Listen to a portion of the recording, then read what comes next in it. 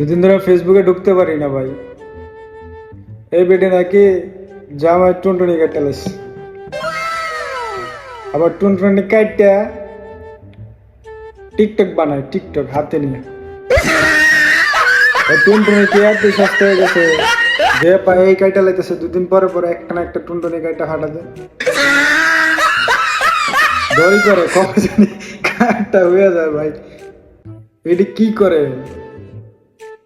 বেড়া টুনটুনি এত সস্তা হয়ে গেছে এখন, যে পড়তেছে কাইটা লাইতেছে, কাইটা টিকটক বানায়, টিকটক করার জন্য টুনটুনি কাইটা লাগা লাগবে। আল্লাহ জানে হ্যার ভবিষ্যৎ কি ভাই। পোলাগো সম্পদ বলে একটা সম্পত্তি আছে, এটা যদি কাটতে হালাই দেয় আর কি থাকবো কি? হ্যার জীবন তো শেষ, বংশ শেষ, বাঁচবো কি নিয়ে? মানুষের মুখ দেবো কেমনি?